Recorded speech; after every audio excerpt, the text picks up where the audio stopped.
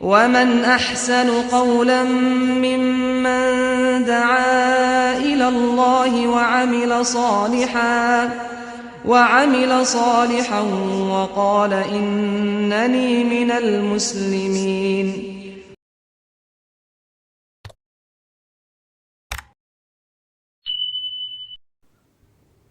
Assalamualaikum warahmatullahi wabarakatuh.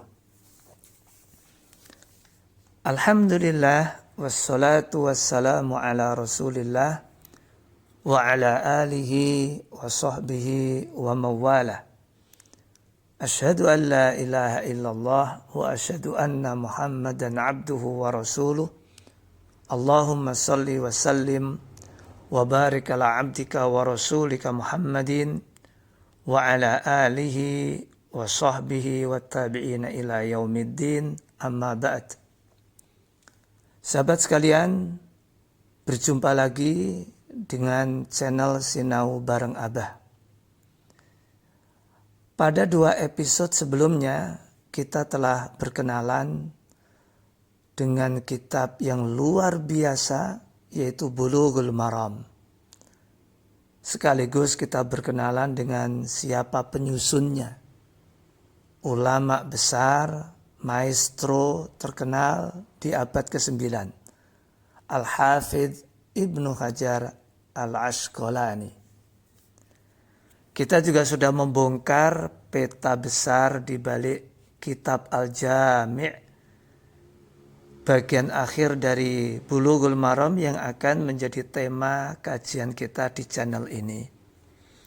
Nah, episode kali ini kita akan memasuki bab yang pertama dari kitab Al-Jami', yaitu Babul Adab. Selanjutnya, fokus pembahasan kita adalah tentang adab itu sendiri. Apa sebenarnya makna adab? Bagaimana para ulama mendefinisikan adab? Lalu apa perbedaan antara adab, akhlak, dan suluk? Mengapa Islam memberikan perhatian yang sangat besar terhadap adab? Insya Allah episode kali ini tema-tema itu akan kita bahas dan akan kita kupas.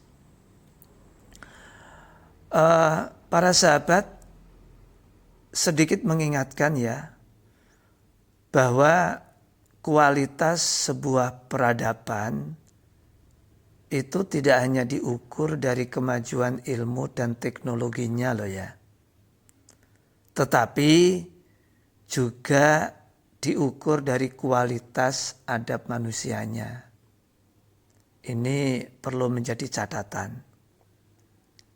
Hari ini dunia modern mampu melahirkan teknologi yang luar biasa. Tetapi pada saat yang sama, dunia juga sedang dihantam krisis kesopanan, krisis kesantunan, krisis etika, krisis moral, krisis akhlak, krisis adab, dan krisis kemanusiaan. Karena itu, pembahasan tentang adab menjadi tema yang sangat urgen dan sangat relevan.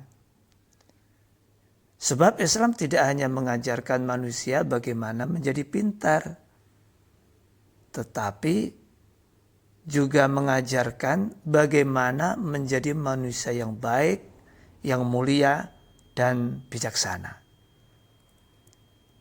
Nah, sahabat, sesungguhnya pembahasan tentang adab, kita mulai masuk ya, itu bukan sekadar pembahasan tentang sopan santun lahiriah, tapi jauh lebih dalam daripada itu. Kalau boleh saya mengatakan, adab adalah wajah dari ilmu itu sendiri. adab adalah wajah dari iman, bahkan wajah dari kepribadian seseorang. Karena itu para ulama memberikan perhatian yang sangat besar terhadap adab. Nah, sekarang coba kita masuk kepada definisi adab itu sendiri ya. Kita coba telisik dulu kata adab dari sisi etimologi, dari sisi bahasa, dari sisi lughah. Baik, kalau kita simak dari keterangan Ibnu Humam di dalam kitabnya Fathul Qadir, juz 7 halaman 251, itu beliau mengatakan bahwa adab itu adalah al-khisal al-hamidah. Itu adab. Jadi adab itu adalah sifat-sifat yang baik. Nah, kenapa muncul definisi seperti itu? Nah, ini sejarahnya. Jadi begini, kata adab itu kalau diruntut secara bahasa itu terambil dari kata al-adbu. Atau begini, kata adab itu terambil dari kata adbu atau adab. Adab terambil dari kata adab. Jadi kalau adab itu dalnya di fathah, kalau adab itu dalnya disukun. Kata adab terambil dari kata adab. Nah gitu. Nah adab sendiri itu sebenarnya artinya mengumpulkan, mengundang manusia. Jadi orang Arab dulu menggunakan istilah itu untuk mengundang, mengumpulkan manusia agar mau hadir dalam jamuan makan. Jadi pesta makan gitu. Itu namanya adab. Nah gitu loh. Makanya dari kata adab itu muncul kata makdubah atau makdabah. Makdubah atau makdabah itu artinya jamuan makan atau pesta makan gitu loh. Jadi saya ulangi ya. Adbu itu sebenarnya artinya undangan atau mengumpulkan, mengundang atau mengumpulkan.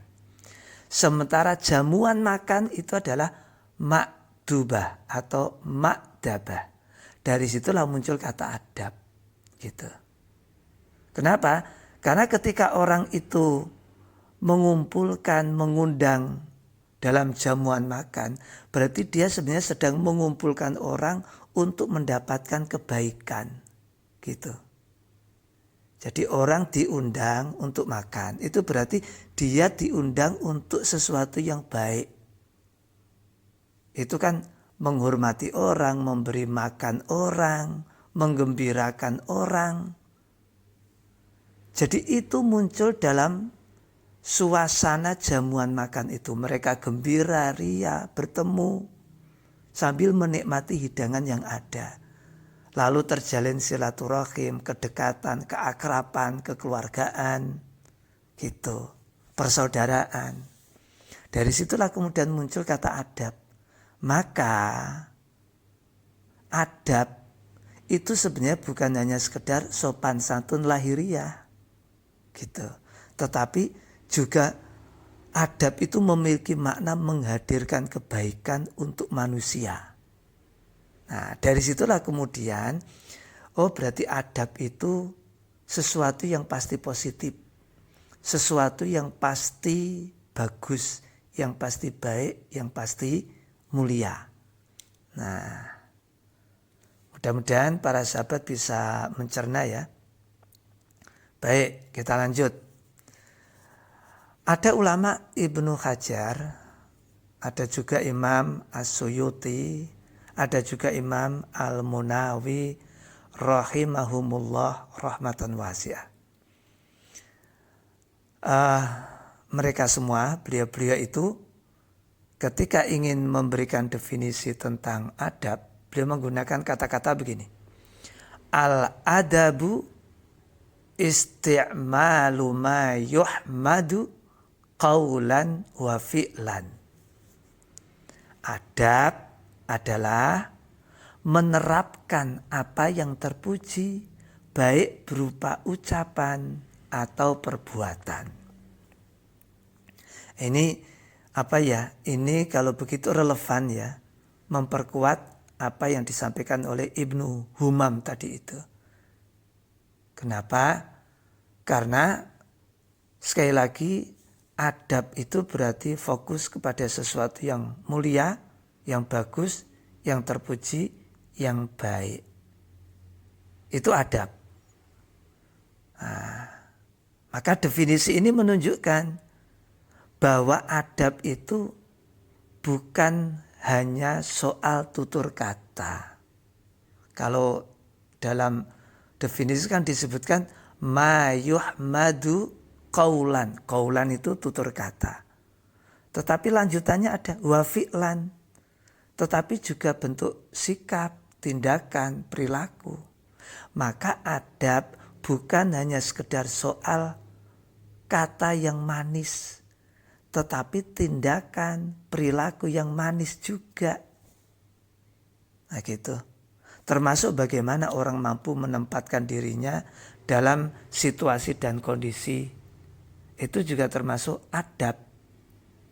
Nah itu. Baik. Para sahabat, nah bisa jadi seseorang memiliki ilmu, tetapi lesannya masih suka menyakiti. Oke? Bisa jadi seseorang juga memiliki pengetahuan yang luas, wawasannya luas, tetapi sayang terkadang perilakunya masih suka melukai, suka mendolimi.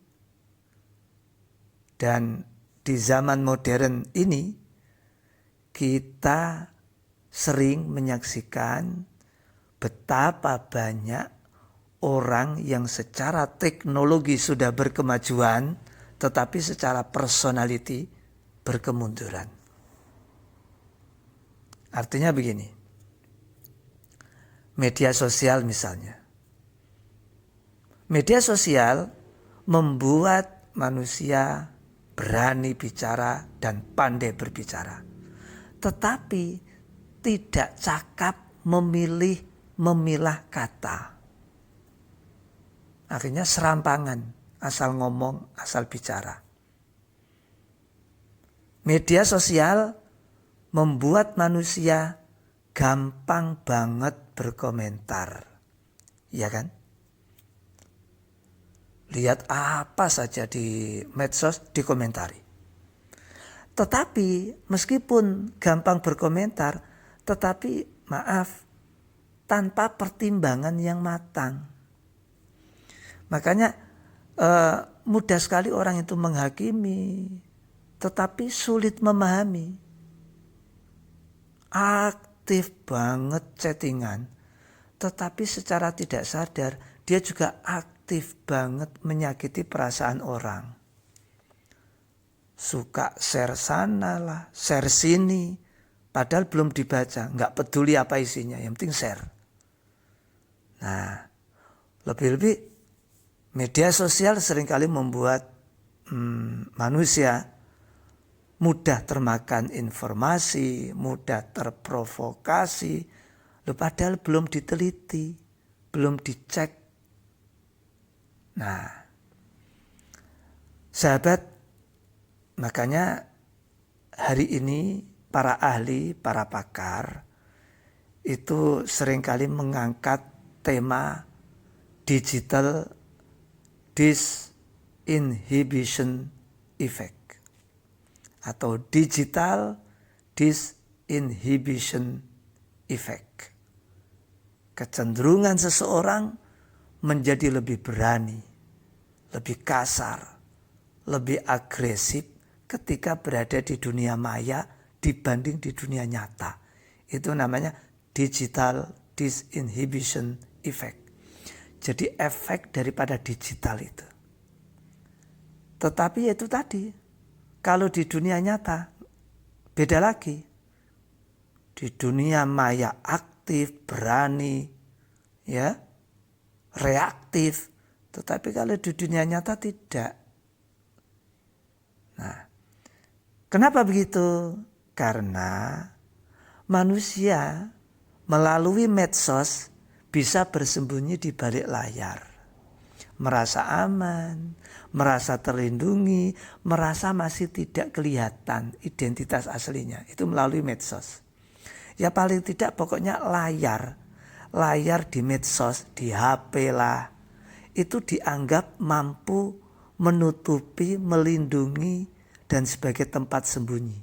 Sehingga di balik persembunyiannya itu dia berani, lebih agresif, lebih kasar. Nah gitu, karena merasa lebih aman. Akhirnya gimana? Menghina sana, menghina sini, memaki sana, memaki sini, merendahkan orang sana, merendahkan orang sini. Begitu.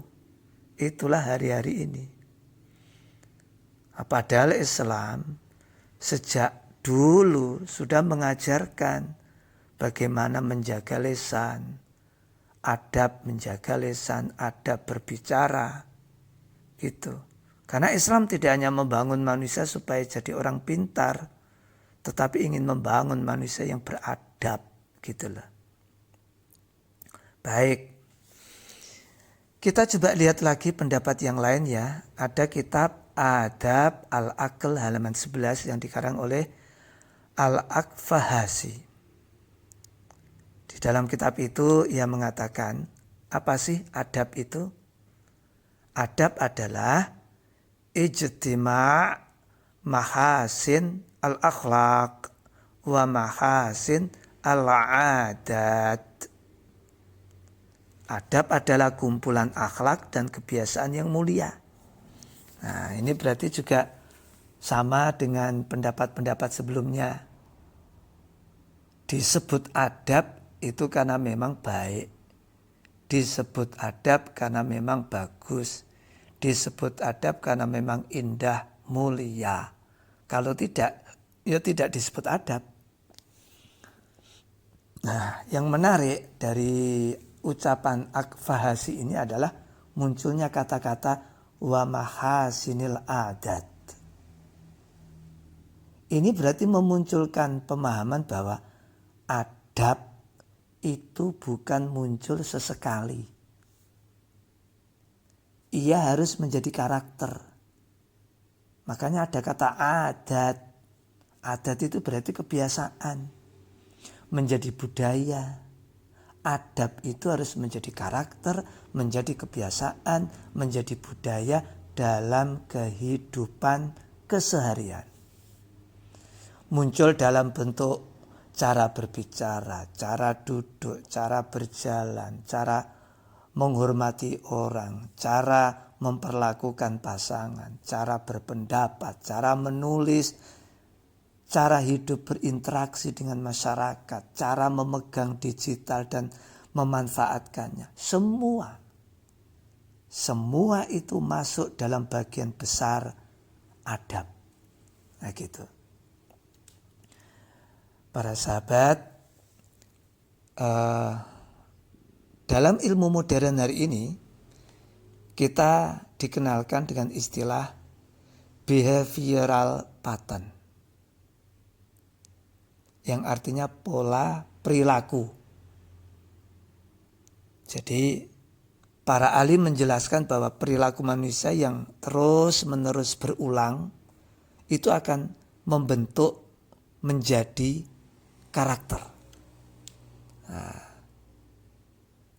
itu dikenal dengan behavioral pattern. Nah kalau begitu kan ini sama dengan konsep adab itu kan. Sama berarti, ada irisan lah.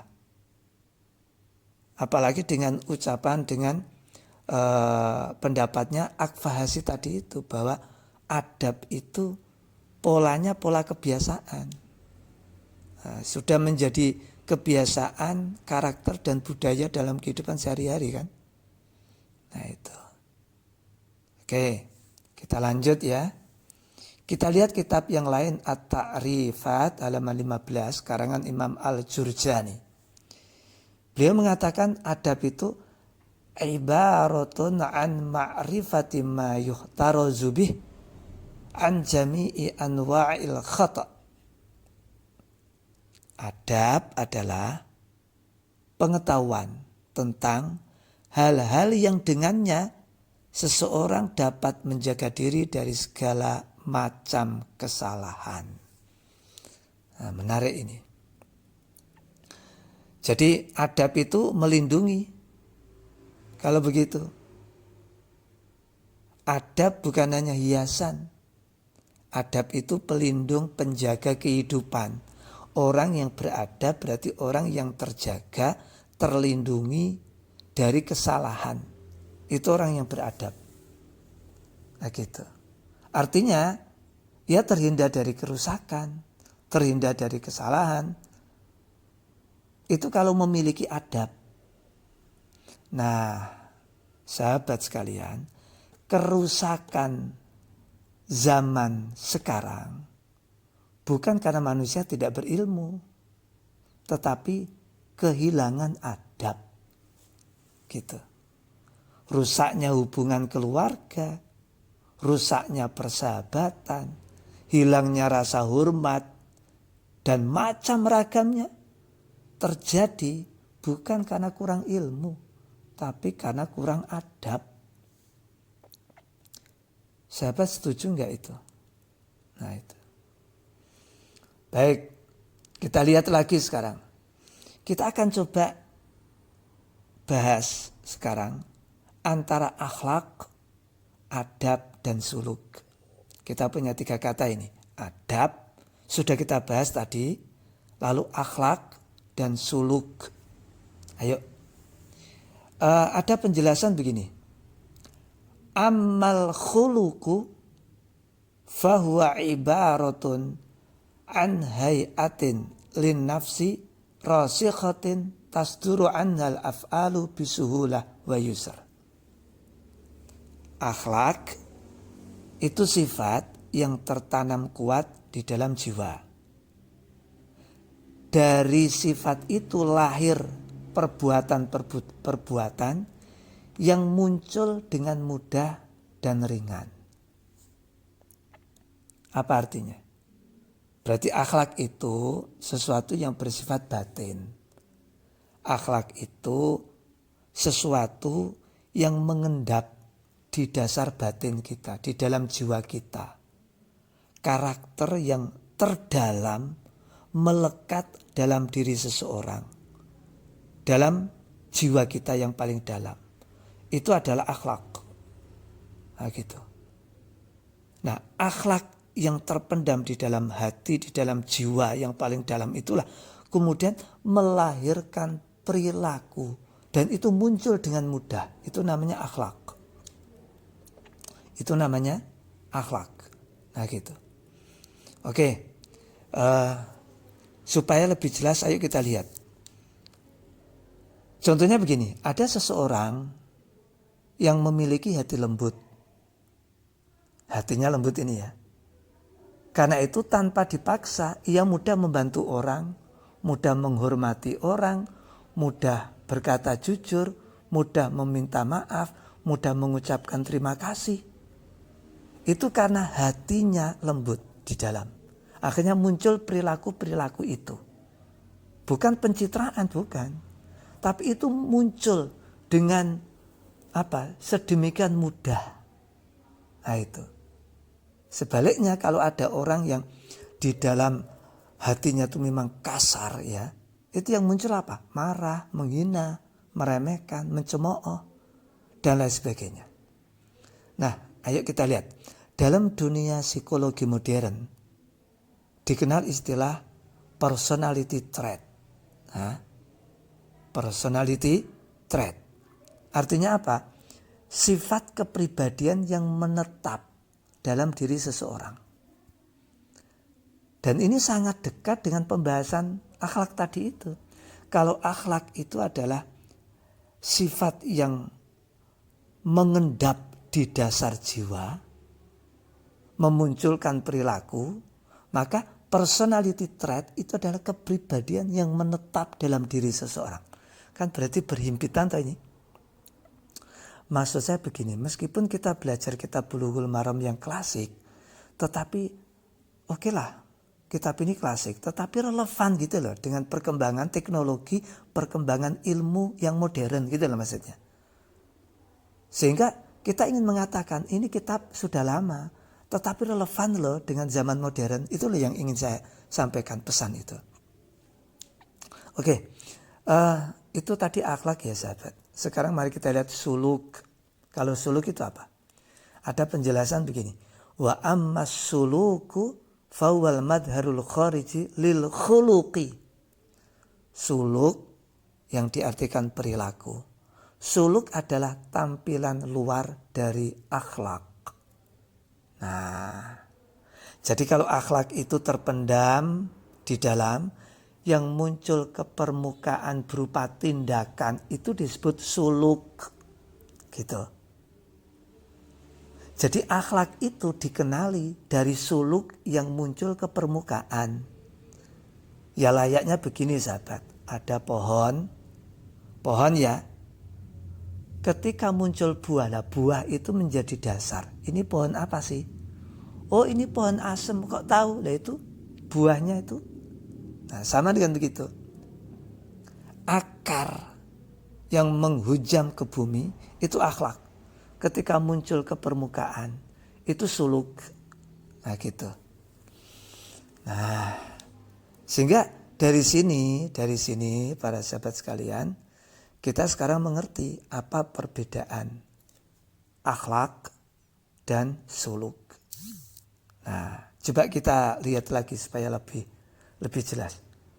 Ini ada penjelasan begini. Wal farqu bainal khuluqi was suluki wa bainal adab annal akhlaq was suluk minhumal hasanul mahmud wa minhumas sayyi'ul madhmum. Ammal adabu fala yakunu illa mahmudan hasana. Nah, ini menarik ini. Ini jelas sekali ini. Perbedaan antara akhlak, suluk dan adab adalah akhlak dan suluk ada yang baik, ada yang buruk. Tetapi kalau adab itu khusus yang baik. Nah, sudah jelas di sini. Sudah jelas ya para sahabat ya. Jadi adab itu lebih spesifik. Untuk yang baik-baik saja itu adab. Kalau akhlak ada potensi baik, ada potensi buruk. Kalau begitu suluk juga begitu. Ada suluk yang baik, ada suluk yang buruk. Tapi kalau adab tidak. Karena itu kemudian muncul istilah adab itu apa sih? Huwal akhdhu bimakarimil akhlak. Adab itu adalah mengambil kemuliaan-kemuliaan akhlak. Jadi yang baik-baik saja itu disebut akhlak. Itu disebut adab. Nah gitu. Sahabat, maka ketika seseorang disebut tidak beradab, sesungguhnya itu bukan sekadar masalah etika kecil, tetapi menunjukkan adanya masalah besar dalam kualitas jiwa dan kemanusiaannya. Dan mungkin inilah yang menimpa kita sekarang ini, di era sekarang ini. Hari ini dunia menseminarkan di mana-mana tema emotional intelligence, kecerdasan emosional. Di mana-mana diseminarkan, dibawa ke diskusi dan macam-macam. Para ahli menjelaskan bahwa keberhasilan hidup manusia melalui konsep emotional intelligence tadi itu, bahwa manusia itu berhasil bukan hanya ditentukan oleh IQ atau kecerdasan akademik semata, tetapi juga oleh emosi. Nah ini para pakar mengatakan demikian. Keberhasilan hidup bukan hanya sekedar IQ, tetapi juga EQ. Nah, ini kan sudah sebenarnya dalam Islam kan sudah jelas kita itu. Sudah jelas kan? Nah itu. Baik, kita lanjut supaya lebih lengkap ini penjelasan tentang adab. Ada kitab namanya Al-Qamus Al-Fiqhi yang dikarang oleh Sa'di Abu Habib. Di dalam kitab itu beliau mengatakan apa sih adab itu? Riyadhatun nafsi bitta'limi wa tahdzib ala ma yanbaghi. Adab adalah melatih jiwa dengan pendidikan dan pembinaan agar berjalan sebagaimana mestinya. Ingat ya catatannya, sebagaimana mestinya. Berarti yang baik-baik saja, yang mulia-mulia saja, yang bagus-bagus saja. Itu namanya adab. Ini mempertegas apa yang sudah kita uraikan di awal-awal tadi itu, bahwa adab itu lebih tersaring, lebih khususon untuk hal-hal yang baik saja. Sahabat, ucapan Abu Habib ini mengingatkan kita bahwa adab berarti membutuhkan latihan, membutuhkan training. Kalau bahasa beliau disebut riyadhah. Adab itu tidak bisa muncul secara instan, bim salabim, nggak bisa. Ya ilustrasinya beginilah, tubuh ini akan sehat kalau dilatih kan. Dipakai olahraga, dilatih tiap hari jalan kaki, ya toh berlari, fitness dan macam-macam. Kalau seperti itu, telaten, latihan, nanti hasilnya juga kelihatan. Nah itu sama juga dengan jiwa kita. Jiwa ini harus diriyadhoi, dilatih, diajak berolahraga. Kalau enggak ya enggak bisa. Oke, kita buka lagi nih supaya lengkap penjelasannya. Ada kitab Tahdzibul Lughah yang dikarang oleh Al-Azhari. Di sana ada penjelasan summiya adaban li'annahu ya'dibun nasal ladzina yata'allamunahu ilal mahamid wa yanhahum anil maqabih. Disebut adab karena ia mengajak orang-orang mempelajarinya, mengajak orang-orang yang mempelajarinya kepada hal-hal yang terpuji dan mencegah dari hal-hal yang buruk. Nah ini sama ya dengan penjelasan sebelumnya, bahwa adab itu yang baik-baik saja. Adab itu benteng. Adab itu adalah penjaga, pelindung dari hal-hal yang buruk. Baik, para sahabat, kita lanjut. Karena begitu pentingnya adab, maka para ulama-ulama tempo dulu, wah itu sudah perhatiannya sudah besar terhadap adab itu. Mau bukti? Ayo kita lihat. Ini ya buktinya ya. Ada Imam Ibnu Abi Syaibah yang wafat tahun 235. Pada abad itu, abad ketiga itu, awal abad ketiga itu, beliau sudah membuat kitab namanya Al-Adab. Coba. Lalu Imam Al-Bukhari yang wafat tahun 256, masih di abad ketiga juga. Beliau membuat buku yang sangat fenomenal. Al-Adabul Mufrad. Kemudian pada tahun berapa itu? Baihaqi yang wafat pada tahun 458 Hijriah. Yang wafat pada tahun 458 Hijriah. Itu Imam Al-Baihaqi itu mengatakan, Imam Al-Baihaqi membuat kitab juga namanya Al-Adab.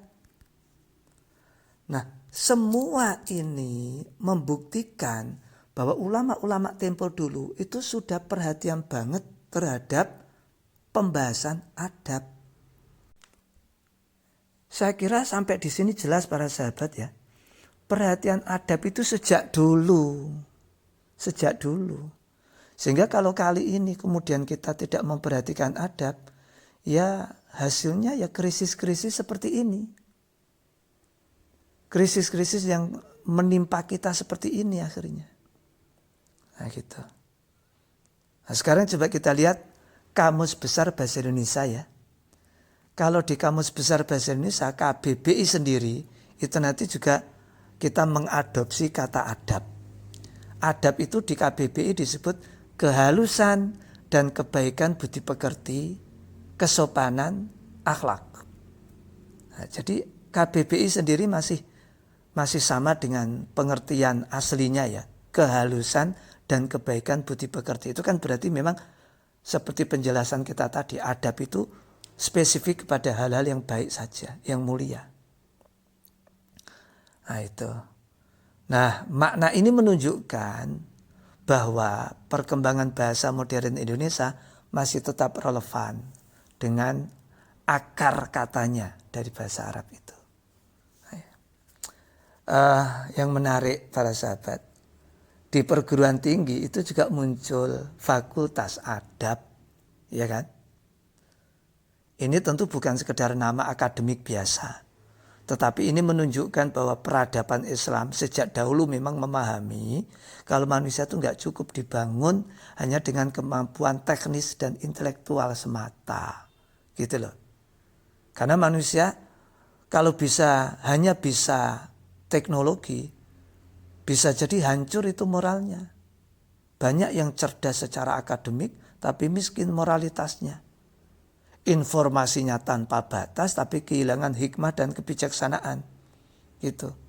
Maka lahirlah disiplin ilmu adab, ilmu sastra, humaniora Islam, sejarah kebudayaan, macam-macam. Gitu loh. Nah, itu penjelasan kami kira sudah semakin lengkap ya. Sahabat sekalian, nah, dan mungkin disinilah letak pentingnya pembahasan bab adab itu. Sebab dunia modern hari ini kan paradoks. Kemajuan meningkat tetapi ketenangan menurun. Kan begitu ya. Komunikasi semakin cepat tetapi adab semakin hancur. Manusia mudah terkoneksi tapi hati merasa semakin jauh, semakin sepi. Kan begitu. Nah, itu. Karena itulah para ulama dulu itu punya jargon namanya al-adab qabla al-ilm. Adab sebelum ilmu. Gitu. Ini jargon yang sangat menarik itu. Jargon yang sangat menarik. Sahabat, ngomong-ngomong tentang adab ya. Ini sebagai informasi dan wawasan pelengkap ya. Barangkali ada di antara para sahabat yang pernah mendengar ungkapan ini. Adabani Rabbi fa'ahsana ta'dibi. Ini sering disebut sabda Nabi. Yang artinya Tuhanku telah mendidikku dan Dia memperindah pendidikanku. Barangkali ada di antara sahabat yang pernah mendengar ungkapan ini. Kita ingin tambahkan penjelasan sedikit ya. Ungkapan ini memang umum. Tetapi mohon maaf kalau ditelisik secara sanad itu lemah. Sehingga amannya jangan menyebut sebagai sabda Nabi. Setidaknya begini, Ibnu Taimiyah itu secara tegas mengatakan maknanya besar tetapi sanadnya ghairu sabit. Nah gitu. Sanadnya enggak benar ini. Ungkapan yang serupa juga disampaikan oleh Ibnu Hajar, Az-Zarkashi, As-Sakhawi, Ibnu Jauzi, Asy-Syaukani, Albani.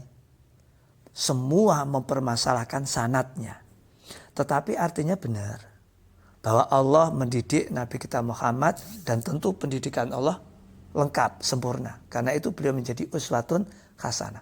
Namun masalahnya secara ilmu hadis, kalau itu langsung disebut sabda Nabi, inilah yang para ulama memberikan warning. Hindari, lebih baik begitu. Tapi memang maknanya tepat. Nah, solusinya gimana? Gini aja. Kita beralih kepada hadis yang lebih benar. Begini, suatu saat kan Aisyah radhiyallahu anha ditanya tentang bagaimana akhlak Nabi. Aisyah kan menjawab, kana khuluquhu Al-Quran. Akhlak beliau itu Quran. Ya bahasanya ya Quran berjalan telah Nabi itu. Nabi itu Quran.